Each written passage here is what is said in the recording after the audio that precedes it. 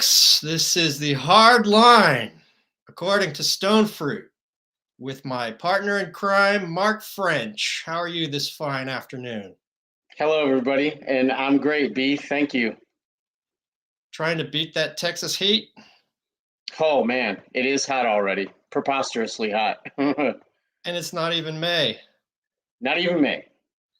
Yeah, It's already been in the mid 90s here a few times, and there's already been a historically bad wildfire right out west too. But hey, who cares? Climate change isn't a thing. it's not real. It's not real. So what? It's Russia's fault. I lived in Austin for almost Yeah, 4 that's right. years, and You are.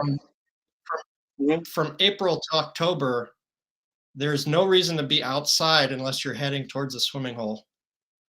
It's being from Detroit, it's the opposite of up north. Like here, when it's nearing 100 degrees from, like you said, Easter until after Halloween, Yeah, you go out in the middle of the day and it's 105 or 106. It really is a Clint Eastwood tumbleweed ghost town. There's not much going on. I do not approve. That's why Del Rio does not have sidewalks. And then when you actually walk into a building, the air conditioning's up so high, you wish you had a cardigan. You're freezing. That's true. So Yeah, the format that we've agreed upon so far, which may change as the show evolves, is that I sure. read from my stonefruit.substack.com article, and the latest one is Ukrainian false flags. And we got about a third of the way into the article, and Yeah, we were talking about the historical and the geopolitical and strategic factors that contributed to Russia's invasion of the war. that's But we right. were just about to dip into the role big tech plays in shoring up the approved narrative of America. Yeah, So, should we launch right into it? yeah. Get in, get it. Let's go. Let's do it. So, to whip up the bloodlust required by the neocons in the Biden administration, Facebook had to some of their user rules in ways that mitigated against actually expounding upon the strategic, geopolitical, and historical themes that we talked about. Yeah, In early March of this year, Meta created temporary exemptions to its hate speech rules. As reported by The Intercept, owned by American oligarch and eBay founder Pierre Omidyar, who I would note is claimed as one of the Hawaii billionaires. He spent a year at Punahou School, where Obama and your illustrious co-host Stonefruit attended.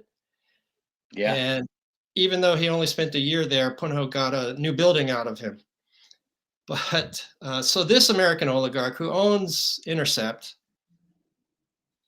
his reporters caught Meta allowing users of Facebook and Instagram to quoting from The Intercept, to call for the explicit removal of Russians from Ukraine and Belarus.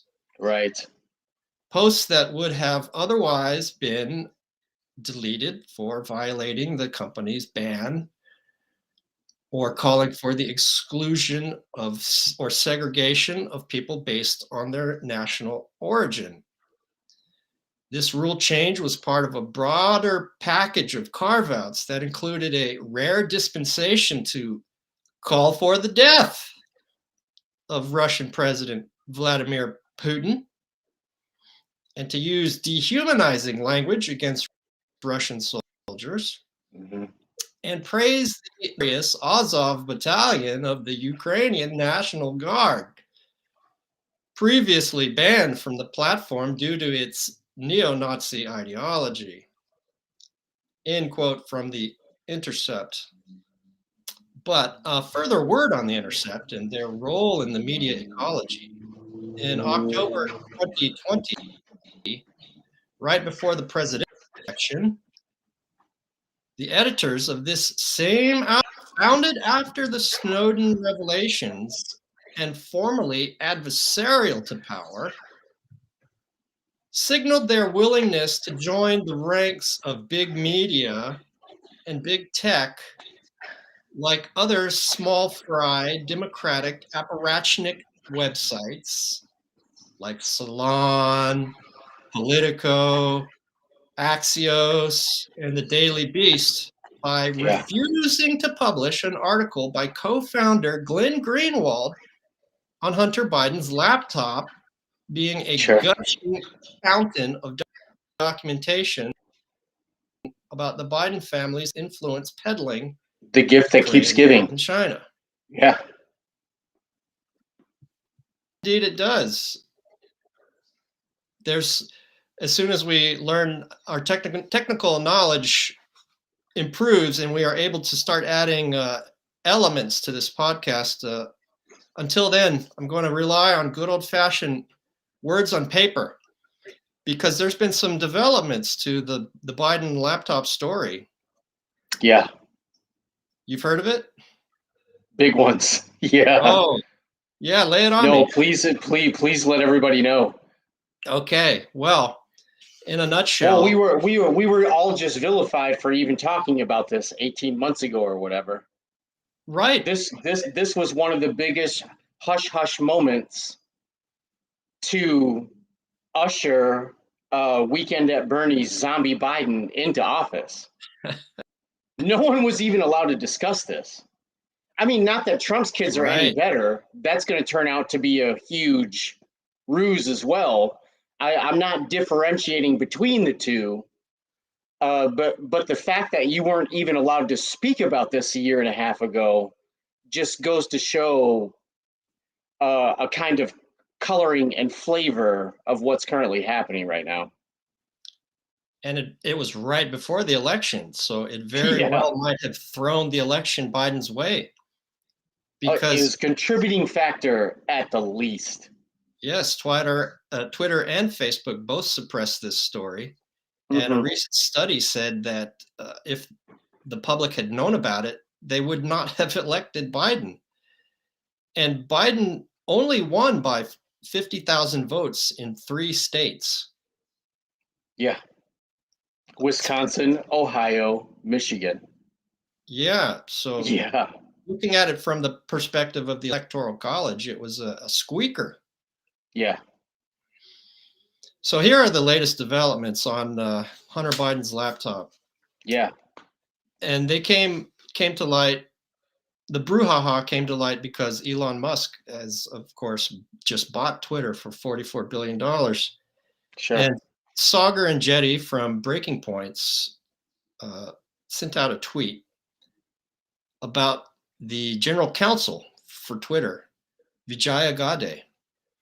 And he wrote, Vijaya Gadde, the top censorship advocate at Twitter, who famously gaslit the world on Joe Rogan's podcast and censored the Hunter Biden laptop story, is very upset about the Elon Musk takeover. I bet she is.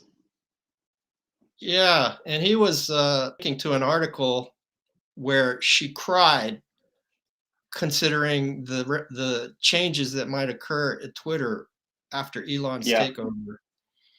And it instantly reminded me of Taylor Lorenz. Taylor Lorenz. Yeah. 2 weeks ago. Well, because everybody is either racist or sexist now, any minority person or woman crying, I mean, you're not allowed to say anything about it ever, or you're running the risk of being fired and vilified for all eternity. Right. You can censor and intimidate and vilify, but if people point out what you're doing to shore up the official narratives, then they can claim racism or sexism and whip out the waterworks and elicit public sympathy. Yeah. And the ironic thing that Sager mentioned on Breaking Points is that she is a Telugu. Her family's origin are the Telugu people in India, as Okay. are Sister and Jetties. Yes. So that instantly mitigates against the, well, you're a racist if you criticize Vijaya Gade. But this took a turn because Elon Musk actually responded to Injetti's tweet, and he very innocuously said, suspending the Twitter account of a major news organization for publishing a truthful story was obviously incredibly inappropriate. Yeah. Seems straightforward, and previous CEO Jack Dorsey has said as much as well. So that in a way, it's already a official Twitter policy Sure. that they regret that incident. But I think Gade sent out the SOS bulletin to her friends in the tech press, and there was a Washington Post article saying that this is an example of how Elon Musk is going to run Twitter. He's already targeting employees, and isn't this horrible? But that's the label on the laptop, and you heard it here, faithful listeners, all 12 of you. That Yeah. For now. for now, we'll take over the world within a year, I'm sure of it. But because the Democrats are going to suffer a bloodbath in the midterms, Yeah. and I think lose both houses, Oh the yeah. fact that Washington Post and New York Times have now said that the Hunter Biden laptop and its contents are real, that those contents could be used to impeach and convict in the Senate Biden, Absolutely. which would be really fun for me. And Schadenfreude will abound throughout the land.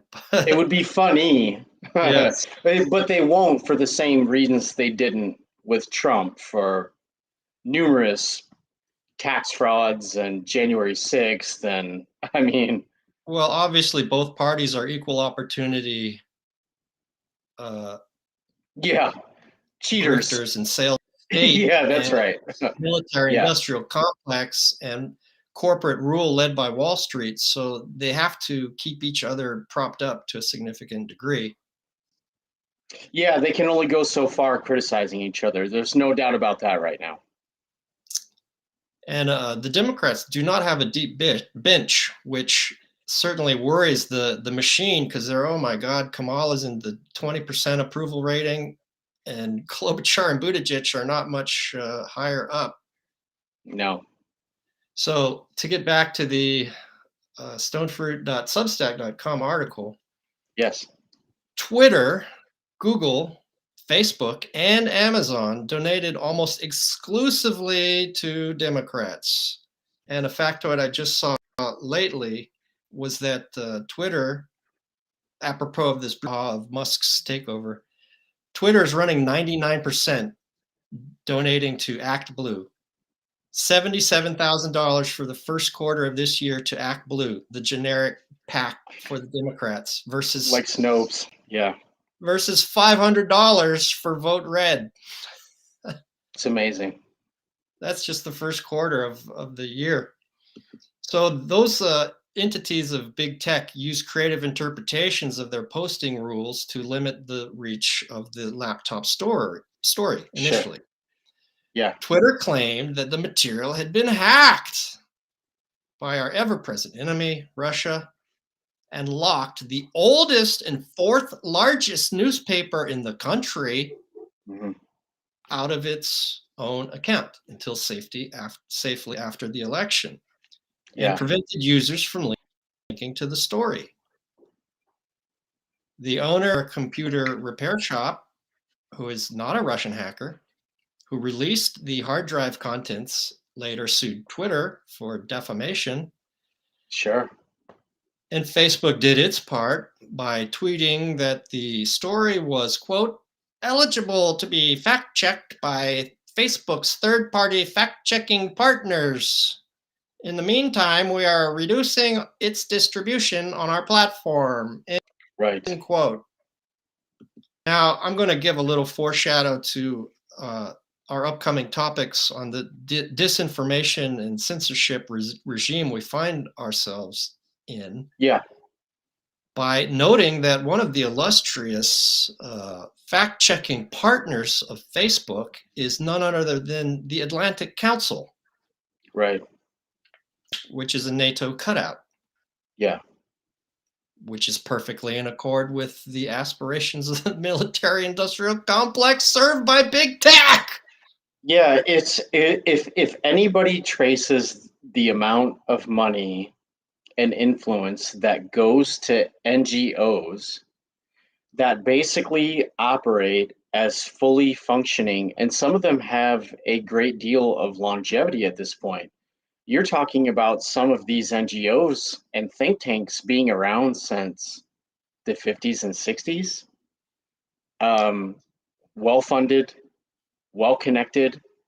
No one votes for them, but yet at the end of the day, they are cranking out policy to toe the line. I think you're exactly right. In a previous article at Substack, I had an article saying that free speech is impossible in a curated media environment. Sure. And the initial culprit were formally and justifiably lionized liberal NGOs like Yeah. Southern Poverty Law Center, Sure. Anti-Defamation League, and even the ACLU. Yeah. Now, the ACLU has come a long way from providing legal defense for Nazis to march in Skopje, Illinois.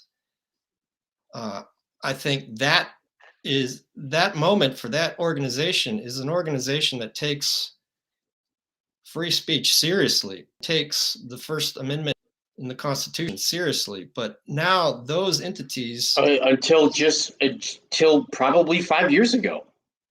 I think when Trump broke every Democrat's brain, these entities saw themselves as resistance Democrats, where their goal was to shape policy by identifying targets that could conceivably, in some imaginative universe, be allied with Trump, or that were just renegades against the neoliberal military complex, Wall Street, in our politics. And Sure. as I've been reviewing the contemporary developments on censorship and the disinformation governance regime, I'm finding out a lot of these new entities besides those previously identified former liberal lions, and for the Hmm. fact that Facebook utilized the services of Atlantic Council of all people, my God. Yeah. But jumping back to the article, Yeah. theoretically, Please. Twitter and Facebook were fighting disinformation,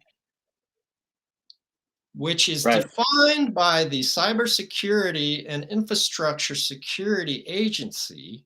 And I think it's important we use the official definitions to see who we're up against. As, Yeah. quote, deliberately created to mislead, harm, or manipulate a person, social group, organization, or country, end quote. That same agency defines misinformation as, quote, false, but not created or shared with the intention of causing harm, end quote. And I love this one. Malinformation as fact, quote, but used out of context to mislead, harm, or manipulate, to cause chaos, confusion, and division, and interfere with and undermine our democratic institutions and national cohesiveness. A quick aside on this end, as I looked at the official documents and the official definitions, I think a lot of that phraseology stemmed from the Director of National Intelligence, I believe it was 2019 report on the intelligence community's consensus on what Russia did to interfere with the 2016 election. Yeah, that was a classic, an Yeah, instant classic. that gave us that gave us 4 years of well, that was the report of 4 years of RussiaGate, which has turned out to be all completely con- uh, shown to be horseshit that it is. Sure. But in that report, in that DNI report, it specifically, it actually specifically by name named Abby Martin's Breaking the Set on RT as Yeah. creating division and sowing discord, and Sure. was, I imagine, an immediate policy and government machine apparatus precursor to the extirpation of Lee Camp and Abby Martin and Chris Hedges. Well, Sure. U2, RT as a whole from YouTube. Well, I mean, if you just extrapolate, if you just take what uh, people in the United States are saying, mixed with what people that are Ukrainian, even if they're Russian speaking Ukrainians, and rightfully so, who's not going to stand up for where they're actually from? Like, I was born in the United States. I'm a Detroiter first, a Michigander second, and I'm a citizen of the United States third. I mean, who wouldn't advocate where all of their family and fondest memories and upbringing and environment come from? So, from the Ukrainian standpoint, duh, I totally get it. And I don't want to be flippant about murder and war. There are people dying, there are neighborhoods destroyed. It's a disgusting, nasty thing that everyone wants ended sooner than later. But when you get to the American side of things, basically any outside opinion whatsoever from what the state is saying, and this, I said all that to say this. If you listen to the Americans and you listen to the Ukrainians that have some kind of dog in the fight, other than it's where they're from, for the people that are on the take that want to inflame this thing and they don't care how many innocent civilians get murdered, they're making money from it and gaining power from it, and there's something else going on. If you listen to them, they basically act like, to set any nuance or context whatsoever from a Russian perspective, you've been brainwashed by the Russians. Like, they're literally playing subliminal messages to me when I sleep at night, is literally the position that they're taking. Like, the KGB has never been disbanded, and they're like, in your house, your air ducts and refrigerator are mic'd. If you said any context or nuance whatsoever from the Russian side, then you're just brainwashed, and you're pro Putin. You're a Putin apologist, and you've been brainwashed. You're not allowed to have any thoughts of your own. I could not agree more. In fact, the first time I discussed the war with my dear sainted mother, Mm-hmm. Yeah, who is a very intelligent person who stays abreast of the news very well, and sure. I was talking about the Russian security concerns and historical context, and even she said, "Well, what are you, a Putin apologist?" No, has what our friends at Post Orthodoxy call cognitive sovereignty. Yeah, that's right. And as you are first a Detroiter, I too am first a member of the occupied kingdom of Hawaii, Yeah, which sure. had treaties with all the great powers before it was overthrown by the United States and Yeah, later absorbed into the empire. So the fact that I'm born in an imperial outpost right. gives me a default skepticism to to American ideology and all of the media representations of the pre-approved narratives. Now, I wanted to use the actual government definitions of misinformation, disinformation, and malinformation It's because important. I want to know Yeah. exactly how they are thinking. And I want our viewers to understand that they are used at different times for different actors for different purposes. That which challenges the official narrative, the approved Yeah. narrative, is characterized as disinformation. After it is proven true, I suppose it transmortifies magically into malinformation because it causes, quote, chaos, confusion, and division as to why anyone should continue to accept seamless, systematic, and all encompassing neoliberal oppression and its stepchild, permanent war, the very foundation of our so called, quote, democratic institutions and national cohesiveness. Before Obama made a few calls and ensured the selection of Biden just before Super Tuesday, candidate Biden famously promised his big money donors that nothing would fundamentally change.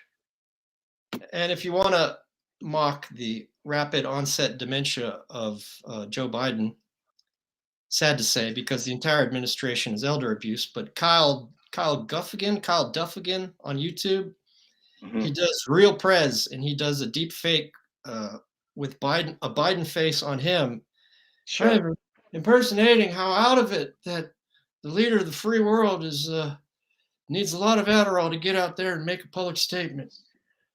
But that promise, nothing would fundamentally change. And now that we are nearly halfway into his extremely lackluster administration, More than halfway. Yeah. yes, and on the eve of a bloodbath for the Hmm. Democrats in the midterm elections, it appears to be the one campaign promise that Biden has kept. He was telling Unlike, the truth. of course, $15 an hour minimum wage, public option, a Hmm. lot of promises that he did make on the campaign trail that were in Build Back Better before he separated out the parts that Sinema and Manchin would vote for and Sure. completely abandoned all the stuff that polled in the 70s and 80s. But now is as good a time as any, I suppose, for the New York Times and Washington Post to suddenly declare that the contents of Hunter Biden's laptop are, in fact, genuine. Disinformation now becomes malinformation or the news. Right. Dutifully reported by an ever vigilant fourth estate in the context of Biden's tax problems. On the eve of the atrocity exhibition, and to take a moment to give myself credit for sneaking in a Joy Division song title Hmm. in a piece of Yes. journalistic excellence, the Hmm. atrocity exhibition. Hey, that's worthy. Yes, thank you. The atrocity exhibition of, quote, war crimes committed by the Russian military. We have disinformation presented by the Western media as news, which has not yet matured into malinformation or the truth. Right. This is what we didn't get into, even though the previous episode was Ukrainian false flags. We didn't get into the actual false flags. Yeah. And that's one thing I love about writing essays is that it's a French word that means to try, to attempt, which I believe comes from Montaigne, the founder of the essay form. Hmm. And I didn't, when I started that article, Ukrainian false flags, I didn't even know that I was going towards the false flags until I was well into writing the article. And I hadn't even bothered to look as to whether these alleged Russian war crimes were real or not. Sure. So my default assumption was that it's bullshit, but I hadn't looked at it at all. But I I did for this article and made me look at Google's terms of service. They've recently sent out an email to all of us YouTubers that quote, due to the war in Ukraine, we will pause monetization of content that exploits, dismisses, or condones the war, end quote. In Presumably other this words, discusses it in any way whatsoever.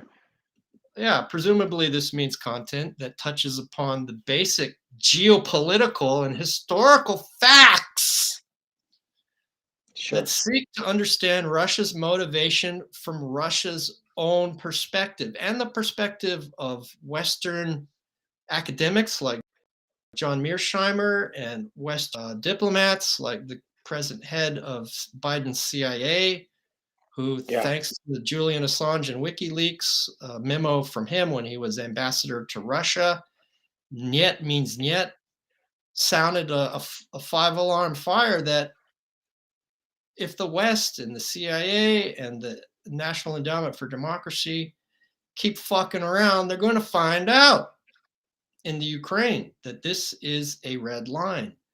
Yeah, your fellow Berkeley alum. I could only imagine what Chalmers Johnson would have to say about this. Well, the ending of Chalmers Johnson's book was Nemesis, the goddess of fate, waits anxiously for America's rendezvous with destiny. Yeah.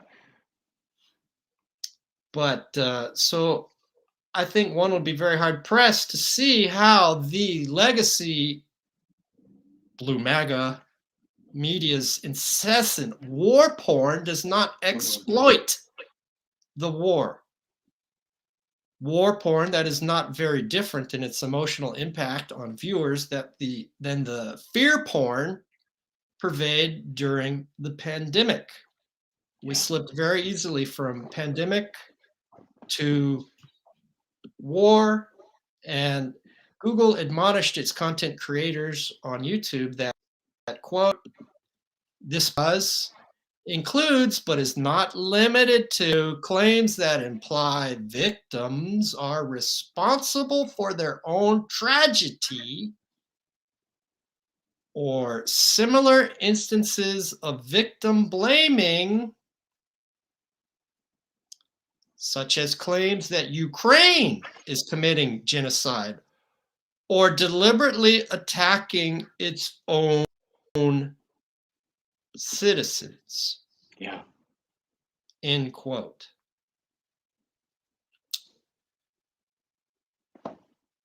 That, of course, immediately disallows any discussion of the 14,000 plus Ukrainian citizens that have been murdered by the Nazi Azov battalion. Right. But it certainly disallows any attempt at a intellectually honest and critical examination of what the mainstream media in the United States and its allies say are Russian war crimes, Right. and what more independently minded investigative journalists are considering may very well, by a preponderance of evidence, Sure. be false flags. Mm-hmm. So when I heard that injunction from our neoliberal overlords, as a free thinking individual, anarchist, and aficionado of cognitive liberty, being Sure. told not to think something makes me want to understand why not. Yeah. So I made What's so review. dangerous about outside thoughts? Oh, Orwell's 1984 is a little behind schedule, but we appear to be there.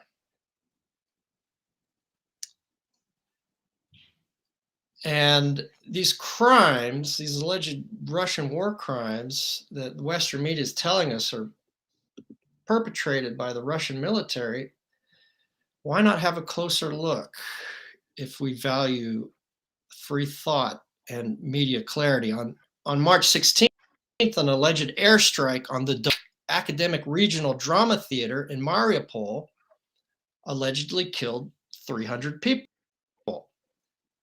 Now, the least amount of effort into looking at the claims, because I looked at three individual potential false flags. And I didn't even know that this was in Donetsk, because that's how little I was paying attention to the individual granular quote unquote Russian war crimes. And so this one, I just grabbed a quote from Max Blumenthal, and he Well, wrote, I mean, to take it even further before you read on yes, Blumenthal's quote, this is neighborhood specific and building specific. So this is a specific neighborhood that Azov had already been in control in for quite some time.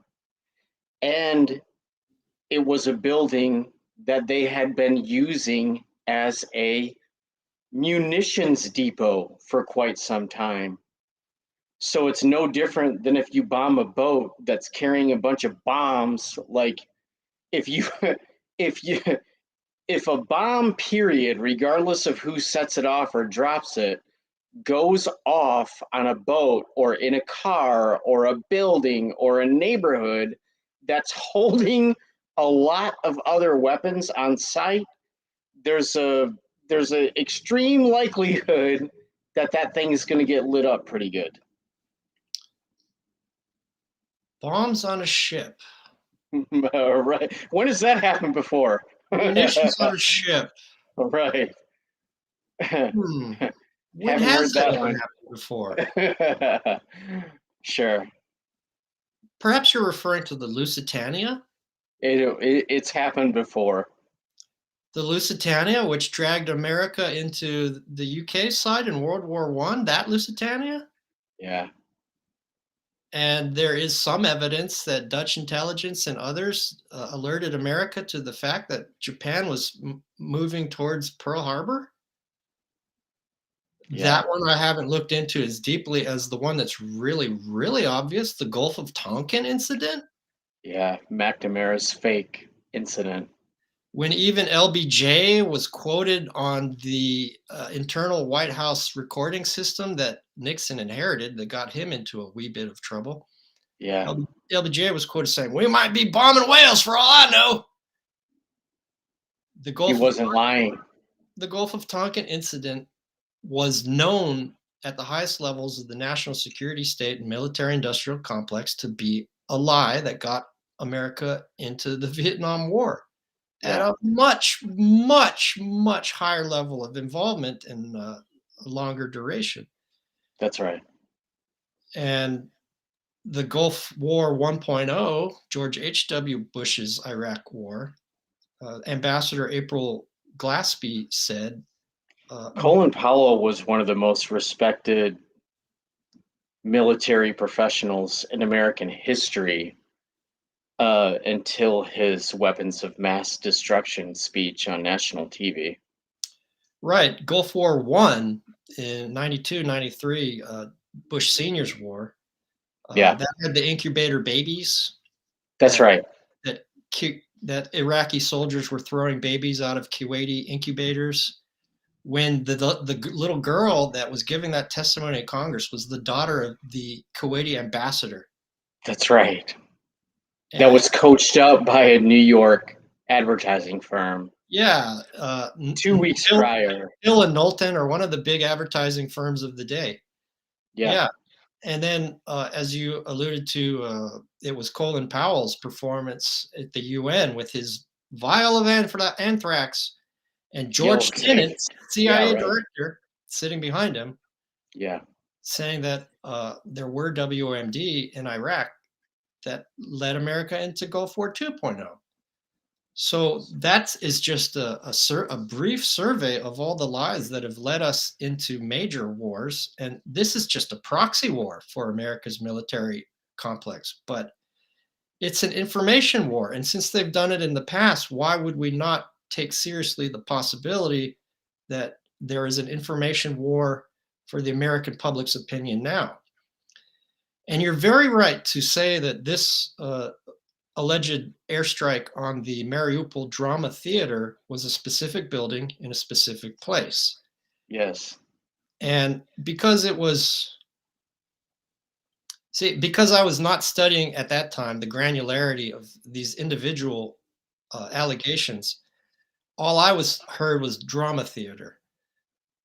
But when I learned that two of the three war crimes that we're going to discuss were committed in Donetsk, in the Donbass, where the Azovs have already killed 14,000 people, I thought, well, of course that bears further mentioning.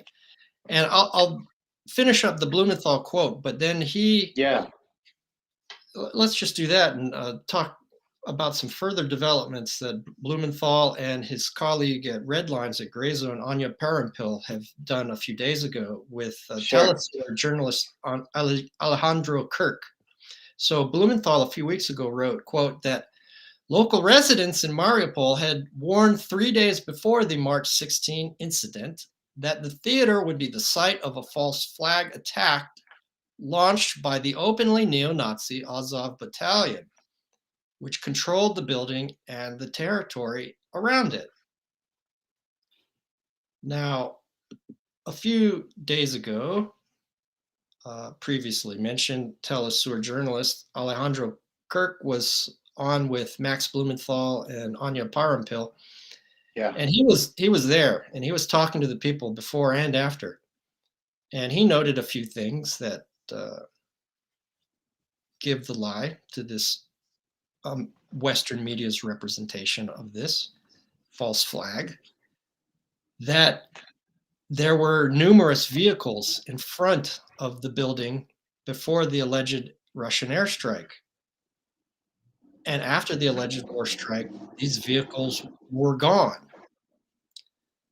Now, Kirk is a veteran war correspondent and has seen the craters caused by airstrikes, sure.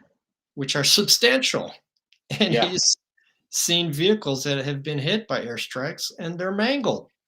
yeah, So these vehicles were clearly driven away so they would not be damaged.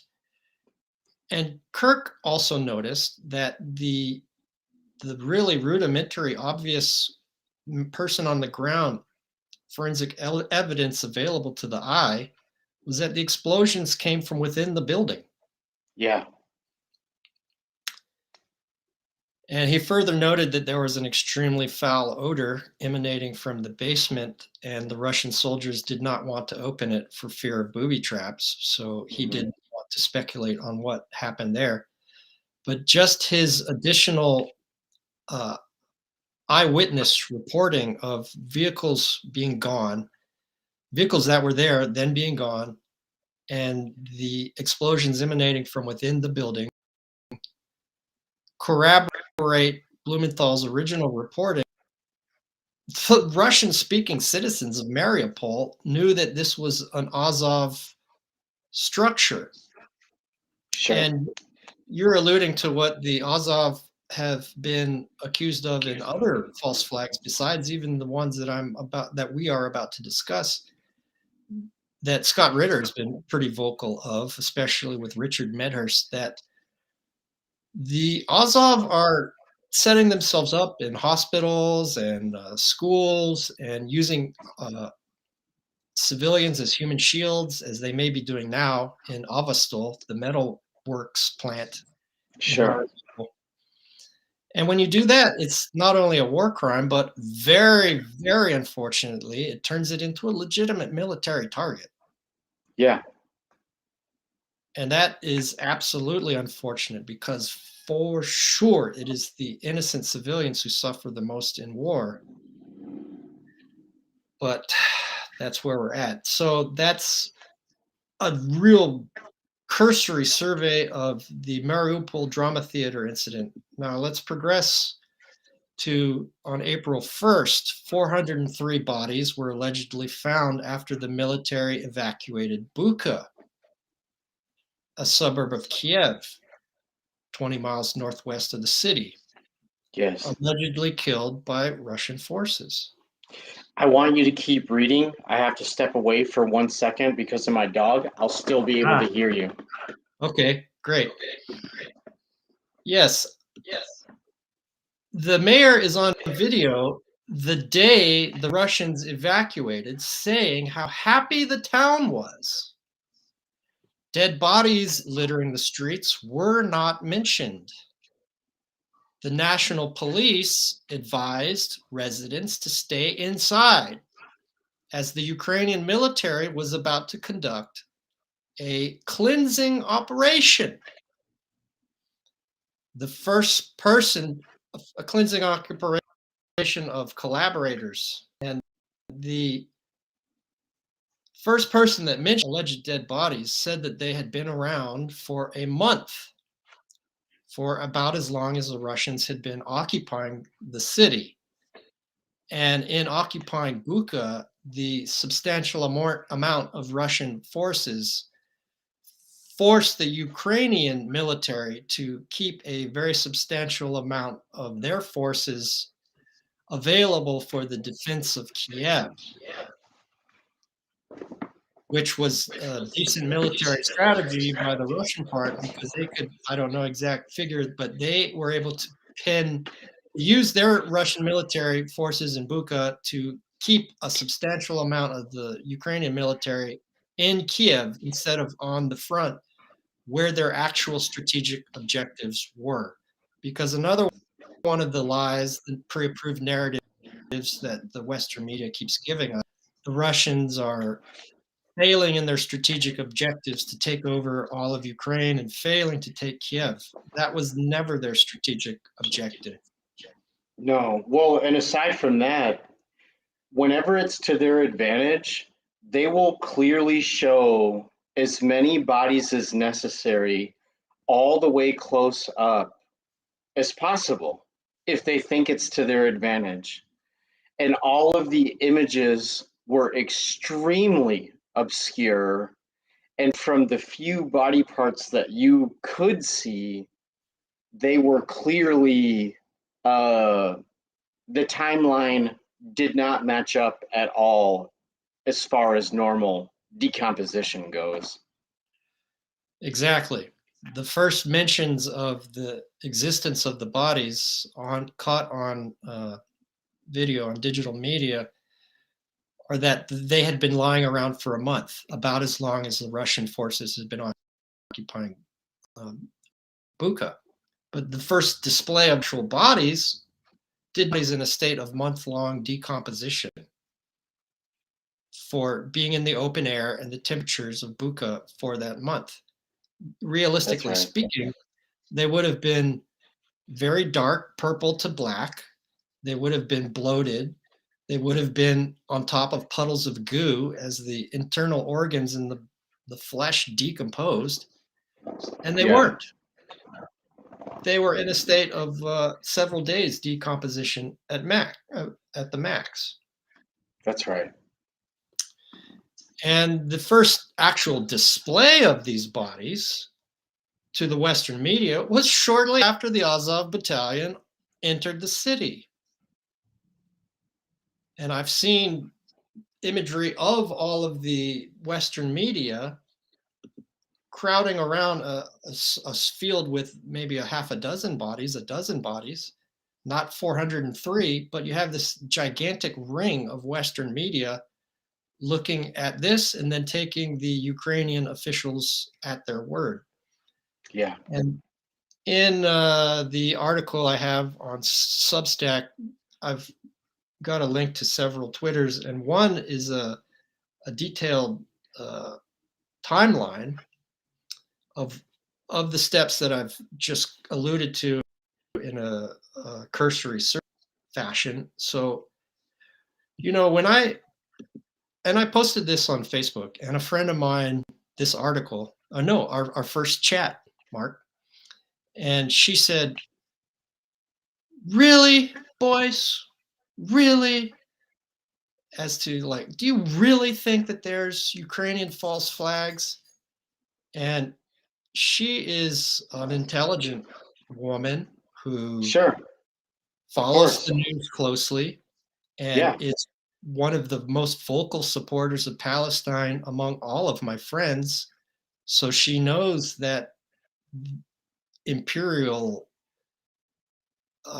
destruction of weaker people happens.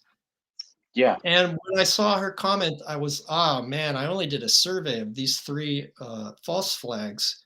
Maybe I should really, sure. really just prove 1, and then say, 'Here, friend, here's Facebook friend, look, here's the evidence.'" But I thought, "No, I think for your and I general purposes, a quick look at 3 is sufficient because it just needs to undergird a broader default suspicion of Yeah. Western narratives in big media, accompanied, buttressed by big tech, I'm not especially." even sure if you could call it suspicion at this point. I mean, modern statecraft has been being used for quite some time by every single sophisticated nation state on the planet. Everybody already knows what everyone else is doing.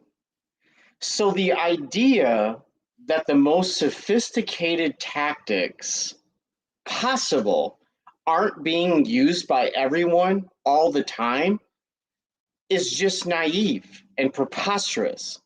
Of course, it's happening on both sides. It's our individual responsibilities to take it all in and sift through it looking for the diamonds and then make our own decision. But the idea, regardless of how smart someone is, to just whole cloth disregard the idea, I mean, that means you've already pinched your nose and swallowed what you want to believe about a situation. I'm not saying that I agree with everything that's happening. I'm not saying that I've even picked a side. I'm not connected to either of these countries directly. They're neighbors. Do I want them to get along? Do I think it's important for that region? Do I think it's important for Europe? Do I think it's important for the United States to not collapse like the British attacking the Suez Canal? Yes, there's a lot of things that go into this that make me uncomfortable. But the idea that any of it is black or white, or neat and tidy, or right or wrong, or that both states are not employing everything within their power to garner leverage and favor with the rest of the global community is just preposterous. That's a childish notion, and I discount that and reject it completely. I agree wholeheartedly. She is an individual person and Sure. a wonderful and unique one whose friendship Yes. I treasure. But for me, she is also a surrogate for this type of person who is intelligent, Yes.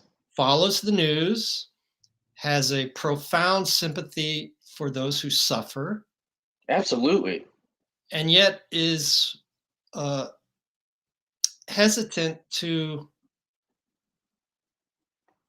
think, to have a default suspicion of Western mainstream media narratives. Now, if she was given enough evidence, I'm sure she would change her mind. And I would hope that that type of person who she is standing in as a surrogate for, in my mind, would also have the ability to change their minds when presented with new information.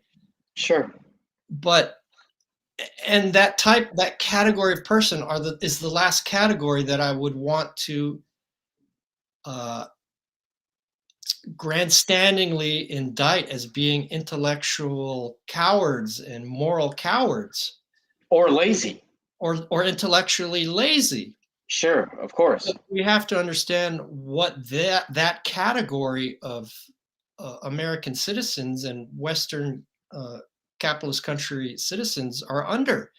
You Yeah. may have seen the piece on MSNBC about 3 weeks ago. The presenters was talking to someone in the national insecurity state blob that about the information war that the military or that the national intelligence community was conducting through the mass media, through organs like MSNBC. Absolutely. They were not only saying the quiet part out loud, they were Yeah. laying out their entire blueprint and glorying in it and reveling in it. Yeah. This was an unbelievable segment. And, it puts the propaganda techniques of people like Freud's nephew, Edward Bernays, to shame because That's right. it is so sophisticated. It's with social media, it moves at the speed of light. Well, there were two recent studies as well that were just released within a couple of years of each other. So 40% of university graduates in the United States never bother picking up a book again after finishing school. That's like that's a reliable piece of math. And then the other thing that coincides with it is a study that recently came out that university graduates are obstinate in their lines of thinking. It's harder to change their mind because they know they are within a polite society and the upper echelon of thinking. Many university graduates wouldn't even ever bother walking through a Walmart. But if they do, you know, they might have certain feelings about that. So those two things together, very, very difficult to change their mind when their mind is already made up about something. And secondly, uh, because of their education and the hard work that they already put in, they might feel like they don't have to do it anymore. So whether it's being busy or raising a family, or there's many reasons that go into that. I'm not saying that they don't read books ever again because they don't feel like they need to. Maybe it's just that they're too busy, or they're too comfortable, or they don't think anything else coming out is worthwhile.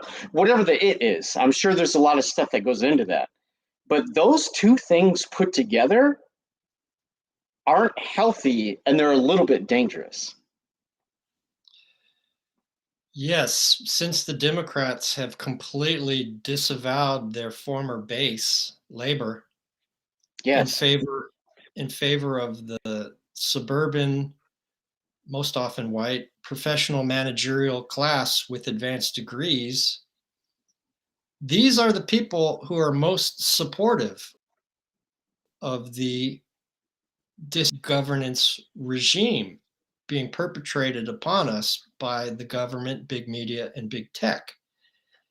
And I think their advanced degrees and their relative comfort within the existing system gives to the system that makes it hard for yeah, them to entertain the possibility that the ideology may be false and demonstrably false and designed for purposes of Western oligarchs and American oligarchs, complete odds, certainly with labor, and even in the long run with them in the middle class and upper middle class.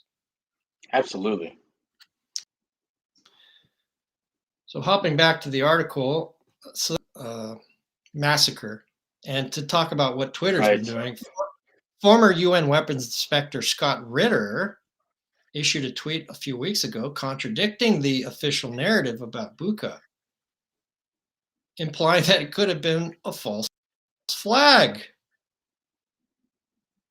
And I think his Twitter, and this is where we hope to increase our technical skills and bring in elements as soon as possible. But his exact Twitter paraphrase of his tweet was that the Bucha massacre killed more people than America's invasion of Fallujah. Then again, Fallujah wasn't the flag, or something to that effect. I don't even think he went past that boundary of saying overtly it was a false flag, but he definitely implied it. And Sure. Ritter got banned from Twitter permanently for quote Yeah. violating for an odd reason. But this is how big tech is just going to start using theirs to get rid of dissidents. And what they cited was quote violating rules against harassment and abuse. Yeah. Which is odd. Who was he harassing and abusing? Well, there's already footage of Joe Biden excoriating and admonishing Ritter when he was just telling the truth about heading up the intelligence to invite people to weapons inspectors to Iraq. He was telling them that they were wrong, and Joe Biden embarrassed himself so bad on national television, flat out lying and grandstanding against Ritter, that he had to invite Ritter to his office a couple of weeks later and apologize and issue a large retraction. Like this has been a thing between the White House and Ritter for that entire man's career. And he is an honorable, respectable Marine that I completely believe and trust. I double dog dare someone to present evidence that shows that Ritter has some kind of ulterior motive or is lying to his own fellow citizenry. He's given up hundreds of millions of dollars, probably, and been marginalized because he takes his oath seriously and he chooses to tell the truth. Yes, you are referring to Scott Ritter's appearance before the Senate Foreign Relations Committee That's when right. Biden was chair of that committee, That's right. and Biden was extraordinarily condescending and kept calling Ritter, who was Scotty boy. I think a lieutenant colonel. Boy, well, Yeah. I don't know his exact rank, but I think he might have been a lieutenant colonel. But you know,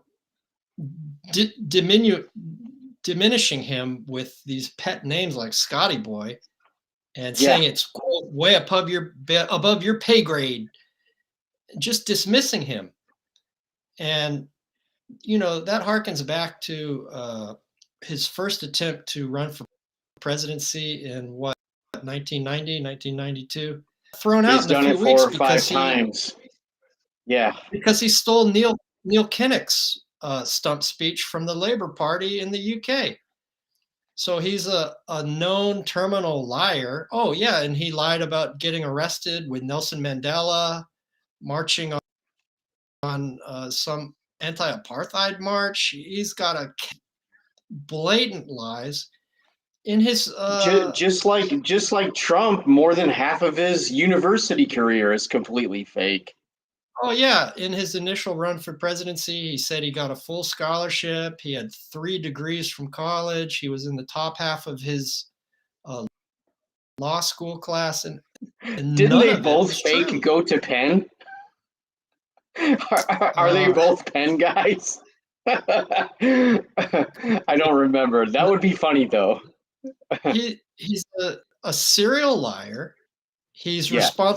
integrally responsible for some of the worst legislation years, like the Yeah. crime bill, the Telecommunications Act, the repeal of Glass-Steagall, and numerous other bills. And he was integrally responsible for NATO's pulverization of the former Yugoslavia, It's responsible for embarrassing. Gulf 2.0, and yet Dinner with Bernie or Dinner with Who? What's that movie with the dead guy? Yeah, Weekend at Bernie's. Weekend at Bernie's, and yet Yeah. Obama and the Democratic machine could do no Right. better than give us a weekend at Bernie's with this. Well, we weekend at Cuban Bernie's with camera. Hillary Clinton on one side and Barack Obama on the other side would be really. I mean that would be the White House's iteration of what's happening right now. It's weekend at Bernie's with Biden, with zombie meth Biden in the middle, with Hillary Clinton and Barack Obama underneath each one of his armpits. It's really embarrassing. I mean, it's grown comical. Here's something I thought of today. If Congress impeaches and convicts Joe Biden over the contents of Hunter Biden's laptop, and the Democrats have no bench, but Right. Michelle Obama's favorables remain very high. Oh, So wow. if she runs, she would win. So I think I this don't might think be a so. case where Obama says, Joe, this might be time for you to retire. You've Yeah. had a good run, and we won't criminally convict. At this point, Ron DeSantis in Florida would literally mop the floor with Michelle Obama. Like the rest of the country, California and the Pacific Northwest and New York are not enough. You're not getting back Wisconsin, Pennsylvania, Michigan, and Ohio. You're not. It's over. Like, people have had the Clintons and Obamas up to their eyeballs. The cat is out of the bag. If the Democrats just keep placating to multimillionaires, it's over. Ron DeSantis, I believe, in the deepest core of fiber of my being, would completely embarrass Michelle Obama. Oprah, The Rock, which is actually Republican, he can change over to a Democrat. Like, you can run whoever you want to. You could have Matthew McConaughey become a fake Democrat. It's not going to matter. Like, people, the cat's out of the bag. The Obama Clinton thing is over with. It's over. Huh. I certainly understand why the Rust Belt wouldn't want another Clinton, and the former industrial centers wouldn't want another Clinton. But Yeah.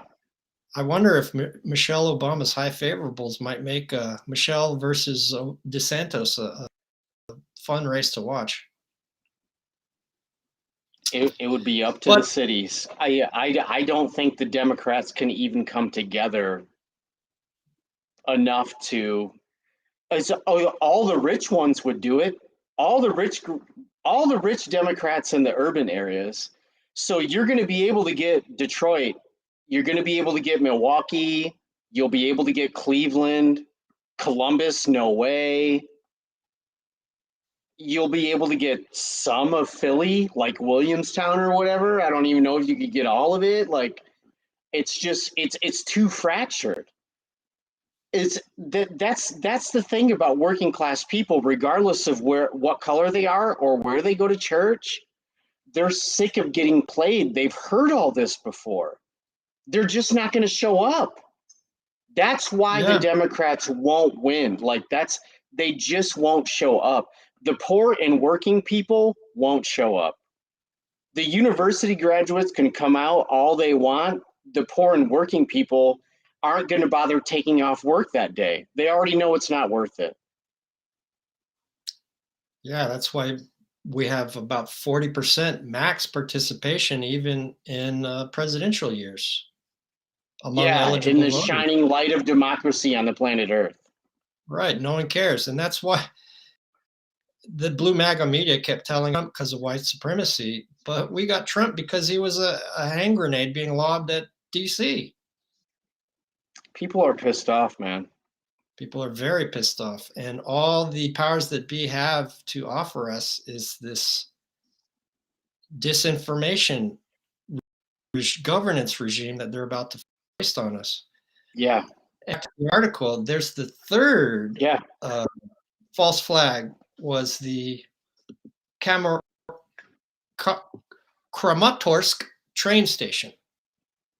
The rocket attack on the train station in the Donbass. Yeah, right.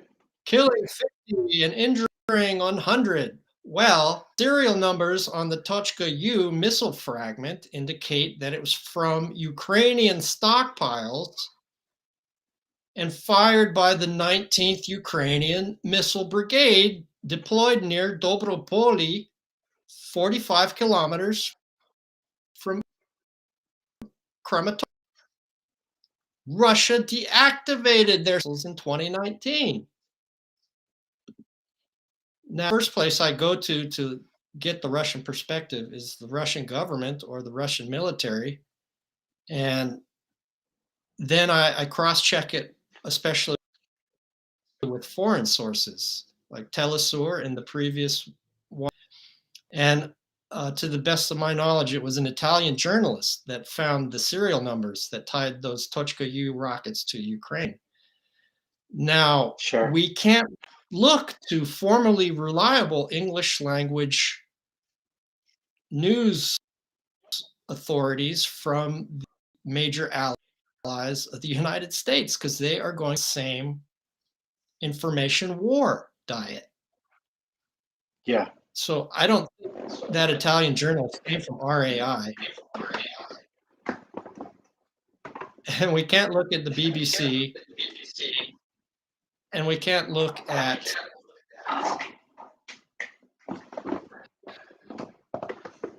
any of those sources, but it's starting to get reverb. As best as I can piece it together, the final decisive battle of Ukraine is underway in the port city of Mariupol, where more than 1,000 Ukrainian Marines have surrendered and over 100 officers surrendered. So the Azov battalion appear to have been given the option of fulfilling their promise to die fighting. They refused numerous surrender offers and are holed up in the previously mentioned Avastol Iron and Steel Works, one of Europe's That's right. largest metallurgical plants. Yeah.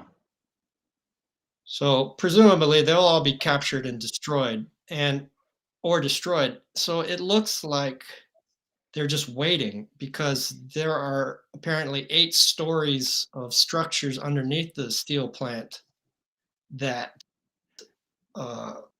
Right. including hospitals that serve strategic location for the Cold War. Yeah. And that they have the ability to stay there for months if need be with their civilian human shield. Food and water Russia, will turn out to be a thing. Yeah. Right. and Russia, I think it was Putin himself who said that they are going to put down Avastol so tightly that not even a fly can enter. And that's all they need to do, and is wait them out. And I thought, Mark, that it would stop there, that they had secured the Donbass, and that autonomy, or perhaps even independence, but perhaps autonomy within a new confederation style Ukraine for the Donbass, and recognition that coming back, that it is Russian, and that Odessa having some type of autonomous role in a confederation, Ukraine, would be where they stopped. But to take a little foray into looking at the future and battle plans as they're evolving, they're not stopping at waiting out at Avastol. They're moving into the Trans-Dnieper, which is a region that it's a little bit in Ukraine along the Moldova eastern border, Moldova and Ukraine. Little sliver, but it connects almost immediately as soon as it hits the Black Sea to Odessa. And Russia already has control from Odessa to Crimea. So it appears that Russia may landlock Ukraine as a part of assuming control of the Trans-Dnieper along Moldova. So that has enormous, to cut Ukraine off from the shipping via the Black Sea is an enormous Well, economic. and that's not even their interest.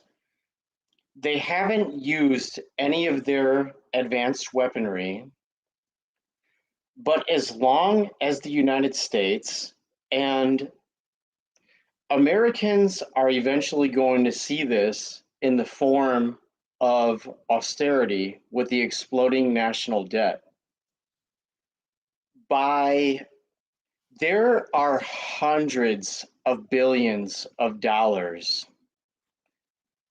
getting pushed through Congress and rubber stamped by the White House just to go to General Dynamics and all these weapons contractors. There are so many people getting rich from this. They do not care about Ukraine whatsoever. America is one of the bread baskets of the planet Earth. They do not care about the farming capacity of Ukraine. They do not care about the oil and gas in Ukraine. The United States is actually on par with some of the largest oil and gas producing countries on the entire planet Earth. They are supremely interested in reinflating the fracking bubble and sending liquefied natural gas to Europe by stopping the pipeline that already goes from Russia to Germany and could be operational at any moment. This is seriously nothing but another double down on a New York, Washington get rich quick scheme. So I know emotions are running high and temperatures are hot, and a lot of people have strong feelings about it. But if you just look at the money of this thing, this is going to turn out to just be another giant scam. Yes, I think that the financial crisis of 2008 was Act One, and this is Act Two of the ritual seppuku being committed by international finance, neoliberal international finance capital led by Wall Street.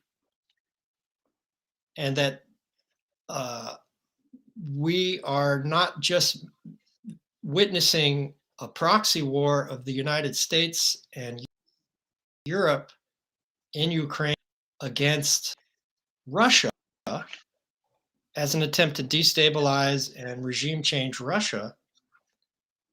That may be a neocon dream, but that is not the broader macro structural economic or geopolitical reality of what's happening. We are in the second act of international finance capital doing whatever it thinks it possibly can to resist the rise of Russia, China, and larger the BRICS, and larger the 144 Belt and Road countries. Yeah. And this is a global war on labor being committed by neoliberal finance capital. And Janet Yellen is urging the IMF to issue special drawing rights to America and its allies to fund the war in Ukraine and to provide the global South with food aid to mitigate against the inflation and food insecurity that this war is creating worldwide, with the obligation of the recipient countries to go through yet another round of University of Chicago School of Economics privatization of the commons and Yeah. repressive labor laws and reduction of wages when they have been trying to sell that to the global south and the world since the other 9/11, 9/11, 1973, when they foisted Right. that on Chile Yeah. with the assassination of Allende. And I think the global south are demonstrating that they are absolutely out of patience with that menu being offered by the West. Yeah. And this is another foreshadow to what I hope we can get into in future is that you look at someone like Russian economist Glaziev, who said that Hmm. it's not only the gold ruble and the petro yuan that it appeared obvious to early examiners of what was going to come about in the wreckage of the war of Russia against Ukraine. Yes. It's quite likely a digital international currency based on the ruble and the yuan and other sovereign currencies of countries that want to participate in it, with a basket of actual concrete tangible commodities like gold and wheat and sugar. And Glaziev's portrayal of the offer to the global south is that they can walk away from World Bank and IMF defaults and debts and just join Yeah. this new arrangement. Sure. And there was a little Well, remarked upon and study. not only can they, at some point, the states that have preposterous amounts of IMF debt, when they were promised growth that could easily repay it without just enriching the oligarchy, without fracturing their entire cultures and societies, that was a lie. That didn't happen. So they're going to go the way of Turkey at some point. People don't realize the IMF is just a tiny little basement windowless office in the bottom of the Pentagon. It's not a real thing. The IMF is just a fake American bank. It's not a real thing. So the people that have agreed to these initial loans, which is just a bunch of zeros on a computer screen to steal all of their stuff and make a few hundred families in their countries really, really rich, whoever has the oil, or in the case of Arbenz, like you said, coffee or peppers or bananas, or we'll steal anything. If we Yeah, can give you these fake petrodollars, and we're able to take your school systems and your roads and your water and your commodities and give it to Goldman Sachs, there's a few hundred of you that'll get preposterously rich, and there's a few thousand of us that will get preposterously rich, and then everybody else can just kick rocks.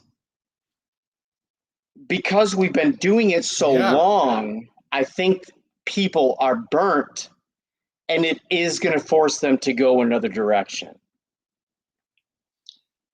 exactly. William Bloom, rest in peace, had a iconic book called Killing Hope that was a survey of the 50 plus covert interventions and wars that America had conducted overseas just since World War II alone. And the most obvious ones that are most well known are Arbenz in Guatemala, where United Fruit said, "Get rid of this guy. He wants land reform. How could he?" Sure. Or Mossadegh in Iran, which Yeah. had decades long lasting reverberations that are still with us today because most Kermit nationalized, Roosevelt. right, in the CIA, a relative of FDR. And Kermit Roosevelt helped lead a CIA coup because Mossadegh wanted to nationalize British and United States oil interests in Iran. So those are just two of the dozens that Bloom mentioned that America takes foreign resources by force or by its within multilateral institutions like the IMF and World Bank routinely. Trump just put Elliot Abrams back in charge to try and create Juan Guaido in Venezuela. And now zombie Biden is hat in hand begging for oil from Venezuela. And who's Juan Guaido? Where is he all of a sudden? Where's Elliot Abrams? Yeah, they didn't ask to speak with Guaido. They asked to speak with Maduro. Yeah, that's right. And Guaido had some juice because he went to Georgetown. You know, if you want Yeah, juice in DC, you go to Georgetown, Johns Hopkins, or perhaps NYU this, or the School of the Harvard. Americas, Fort Bennington. Escola, Escola de Golpas, as it's known in Yeah, Spanish. The that's School right. of the Crews. Yeah, that's right. And so who benefited? See, this is a transnational group of oligarchs that use the nation states of the course of global capitalism for their own enrichment. And that's why you see what's called an authoritarian reversion to strong nation states like in Hungary or Turkey or even China. And that is because they no longer want to abide by the national oligarchies that are using the nation state to destroy the labor class and the middle class within their countries. So I America know can still. dozens I know dozens of older Italians that look at Mussolini fondly because of how poorly they were being treated at the time. Who What's that? Mussolini, who famously said that fascism is nothing but the combination of corporate power and state power. There you go. But there is a study from professors at Princeton and Northwestern that is referred to among the people that I follow, and it points out the basic fact is an oligarchy and a democracy in name only. And a quote from Sure. that report that I like very much is that economic elites and organized groups representing business interests have substantial independent impacts on U.S. government, while average and mass-based interest groups have little or no independent influence. Mic drop. This is the Yeah. neoliberal economic agenda that has beset America since off the gold standard in 1971. And I would draw our listeners' attention to WTF 1971, or perhaps it's even WWW, what the hell happened in 1971? Because that year was not only going off the gold standard, but it's the least amount of it's not only the least amount, it is also the least amount of hours Americans would ever work. It was catastrophic declines in unionization and all these, just a litany of Yeah. indicators. That was when America just started buckling. Since then, it has been a unrelenting of capital on labor and the environment, with focused fire under Republican administrations and controlled demolition under Democratic ones. The neoconservatives, many of whom started out Trotskyites, turned into Democrats, and then thrived under the Cheney administration, Sure. have all wormed their way back into the Democratic Party as anti-Trump resistance warriors, Mm-hmm. and currently set a Lincoln foreign Project. policy. Thank you. Yeah. Hallelujah. That's exactly who did it. And they're setting foreign policy in the Biden administration. And What else is new? they are not that different from the traditional realpolitik of the Democratic wing of geopolitics, exemplified by this passage from Zbigniew Brzezinski's iconic classic 1970 book, the 1997 book, The Grand Chessboard. And David Rockefeller, no fool, donated the land and the money to build the UN building, and he also sponsored both sides of the national security intelligence Keep reading. I can by hear you. sponsoring Henry Kissinger for the Republicans and Zbigniew Brzezinski on the left for the blue team. And in his classic, The Chessboard, Brzezinski wrote, whose daughter is Mika Brzezinski with Morning Joe Scarborough's son is a U.S. ambassador to Poland, hello. But in this book, he wrote, Politique at its finest, quote, to put it in a terminology that harkens back to the more brutal age of ancient empires and the three grand imperatives of imperial geostrategy are collusion and maintain security dependence among the vassals, to keep tributaries pliant and protected, and to keep the barbarians from coming together. In his silver years, he realized more echo, Mark, on the ground were beginning to necessitate an American accommodation to the rise of Russia and China. Clearly, this notion of rapprochement finds little favor in one today, which is paradoxically hell-bent on destroying the American empire as quickly as possible in a deluded attempt to preserve its unilateral prerogatives. In February 2022, the Security and Infrastructure Security Agency advised an anxious America to prepare about how to prepare for and mitigate against foreign influence operations targeting critical infrastructure, included among it as national critical infrastructure were and schools and academia.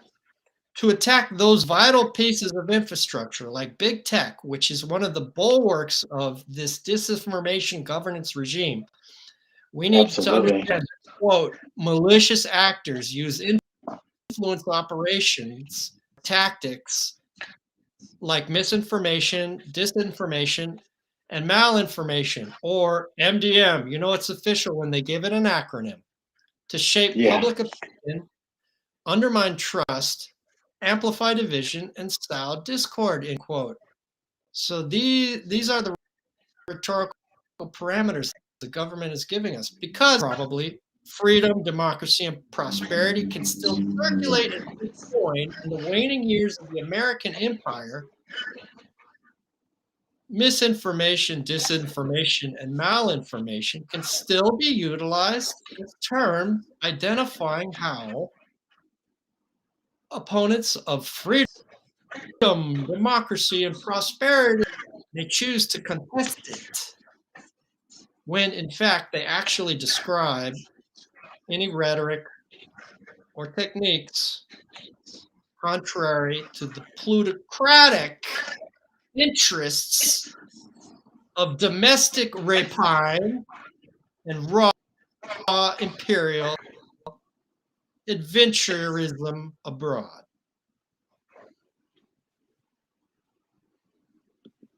So I think that as the Phoenix program of targeted political assassination abroad in Vietnam became the COINTELPRO program of targeted political assassination of the Black Panther Party, the Young Puerto Rican Lords, and the New Left in the 60s, so too will these terms and rhetorical outlines that were initially laid out to identify foreign threats to America will become terms that the national security state uses against us. Yeah. The people. Well, and we have a mutual friend and colleague, Dark, Sevier that has a fantastic show, Post Orthodoxy, and he brings this kind of thing up all the time, right? About what wokeism we thought was, with the three of us being middle age-ish guys, we're getting older. we're at the tail end of whatever the rest of it's going to look like, right? I mean, so what wokeism has turned into, the three of us probably have a similar viewing of woke in the earlier mid 80s just meant like, don't get duped, don't be stupid. We had seen the things that had played out previously. Ali North and Iran Contra and all of the game playing that was going on from the Monroe Doctrine policies, like over and over and over again. That was my initial impression of what woke was and what woke should be. Just be aware of things in the periphery. Don't put blinders on. Don't be naive. Don't be ignorant, and definitely be empathetic.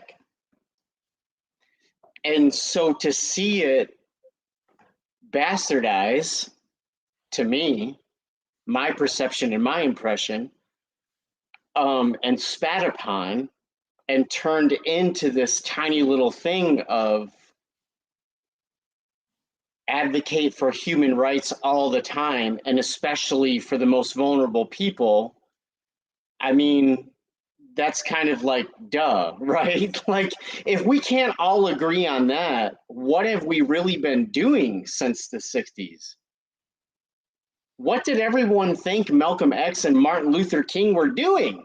If you're just going to take an American's perspective and keep it to where you were born, like, what did everyone think Che Guevara was doing? Like, what did everyone think the Rosenbergs were doing? Like, I mean, so human rights, yes, duh.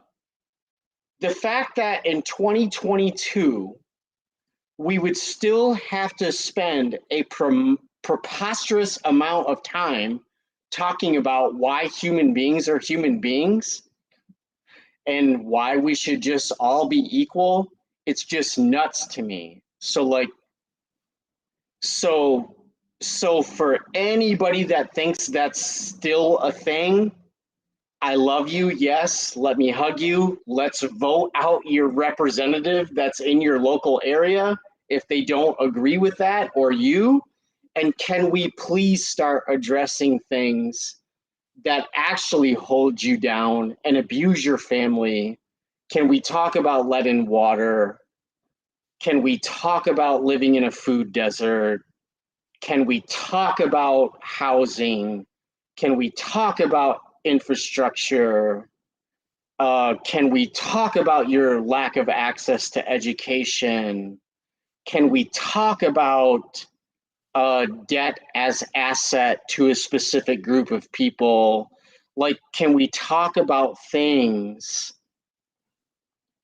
what Americans call kitchen table issues?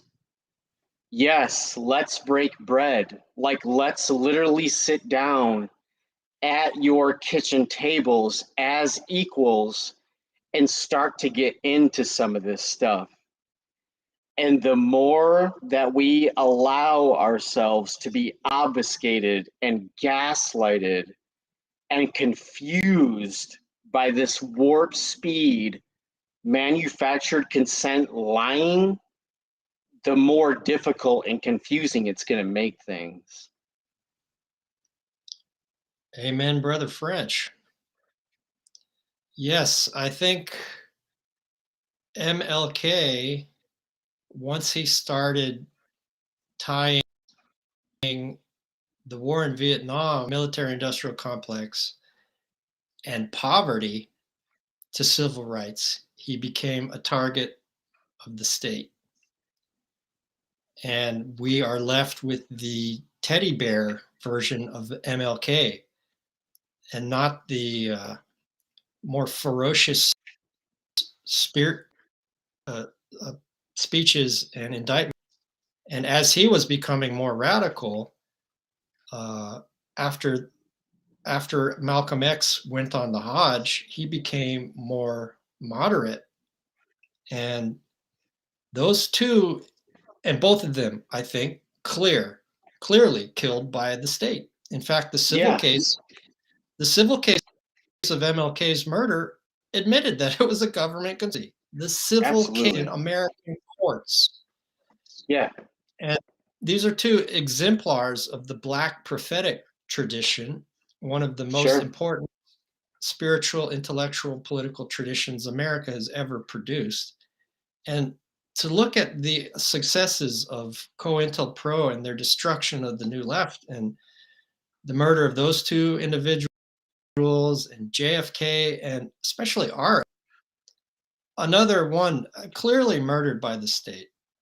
That's a whole nother episode. All of those people. Well, and to even bring it into today, for the people in 2022 that only care about the modern daily news cycle, I mean, if anybody thinks the corruption and the mansion buying and all the money that disappeared at the higher level of BLM wasn't state encouraged and state financed, you'd have to be an idiot to think that uh, there wasn't an infiltration by the state to corrupt that movement and bastardize it and turn it into something silly and immature and naive and egotistical and ugly. That was absolutely um, an infiltration to ruin of movement. There's no doubt about that. Yes, I've seen reports about how lawyers and others from Hillary world have taken over the board of Black Lives Matter, and that there's a lot of questions being raised as to why they needed a $6 million mansion in Los Angeles and another $6 million mansion, I believe, in Toronto, somewhere in Canada. So the BLM protests were a wonderful being on the streets, because being on the streets, in addition to mass union militancy, and we're seeing that now with Christian Smalls and the Amazon Labor Union and the really rapid unionization of Starbucks. I have a lot of hope that unionization might be a good path moving forward. But yeah, BLM put a lot of people out in the streets, but they got co-opted. And to take us back to the 60s and circle back to what you said, a left critique, a cognitive sovereignty critique, the intelligence apparatus and the national security states killed all of our greatest leaders in the late 60s, Yeah, who could have created a dynamically different choice.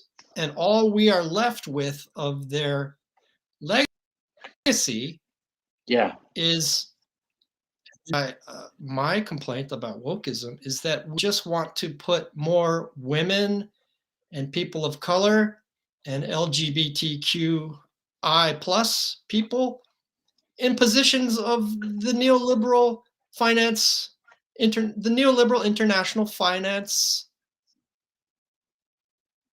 empire that is it's a crumbling totally, before our. yeah, it's a hollow joke.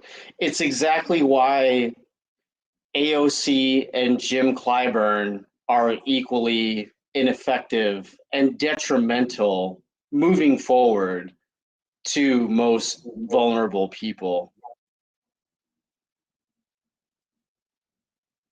That's why the powers that be were placing really large bets on Kamala Harris initially, because she's not only a black Yeah, because she's not only a black woman, she's a black South Asian woman. yeah, And then right. Buttigieg, well, great, he's gay, Gay guy from the but Midwest. Yeah. yeah, Yeah, Mayor Pete, right. and Klobuchar, well, at least she's a woman. uh, Elizabeth Right. Warren, at least she's a woman. Yeah. New York Times And a co-endorsing, fake what native. the hell is that? Yeah. Co-endorsing Amy Klobuchar and Elizabeth Warren. But I think It's that's all embarrassing. wokeism has devolved into, is women, people of color, and Yeah. LGBTQ plus people in positions of neoliberal power, because Sure. the Democrats have abandoned any partnership with labor as their base, and this is really all they have to offer the voting public in America. So That's it. to try and bring ourselves to a close, I think that 2008 was the first act of the implosion of the neoliberal financial finance economy, and this is Act Two, and Act Three will be whatever Russia, China, and people like Russian economist Glaziev cook up with a digital currency based on sovereign currencies and commodities. And all America has to offer is coercion abroad, and not using coercion, but manufactured consent at home, and what Gramsci called hegemony, creating consent among the governed at home by use of this disinformation governance regime that we will bring to you later in further editions of Hardline, according to Stone Fruit. It is the hard line. Yeah. Any closing remarks to Well, I mean, to it's sing us just out, to play us out, Mark? the wonderful thing about the piece is it really brings it home. There's not going to be any other alternative or ideas. What we have right now was the big idea. They won. Anybody in New York or Washington that is connected to these firms has any problem with what's happening right now. It's all on purpose. There is going to be no dissent. There's going to be no critique. There's going to be no alternative. There are so many people getting rich, arming Ukrainians, mostly of which are just innocent people actually trying to defend their own home. And there's nothing wrong with that. And I don't want them to be murdered. So for the United States to just look at this as another way to make a quick buck, this is Clinton, Haiti hurricane, disaster capitalism on steroids. This has been going on for 40 years. So the idea that there's going to be any change of course, it's not going to happen. So that's why pieces like yours and conversations like the ones that you're creating matter so much. If this does not make it into the lexicon of the populace and normal people, everyone's just going to get more of the same. And that works for a few people. And hey, good on you. That's cool. You're going to be dead anyway. What do you care? But you can't drink gas and you can't eat money, and we're all going to croak. At some point, do you not want to die with a clear conscience? Because it's blatantly obvious you aren't doing anything good and you aren't making anything better. So, all of the well intentioned people that are paying attention to stuff like this, I think we all need to take a hard look in the mirror. We all need to hold each other accountable. And we all need to just calm down and talk about it in a grown up, meaningful way. And hopefully, we can come together and choose what this is really supposed to look like. Because if it keeps going this way, someone else is going to end up launching a hypersonic nuclear bomb, and then we're all going to look like idiots for committing a slow collective suicide. Amen to that, Mark French. And one thing I want to get into the lexicon is what we're up against. So look at stonefruitstack.com for what I think I'm going to name the disinformation governance regime based on the disinformation governance board, which Twitter is now calling the Ministry of Truth, Homeland Security. So this has been an episode of The Hard Line, according to Stonefruit, with Mark French. Thank you all for watching. Over and out.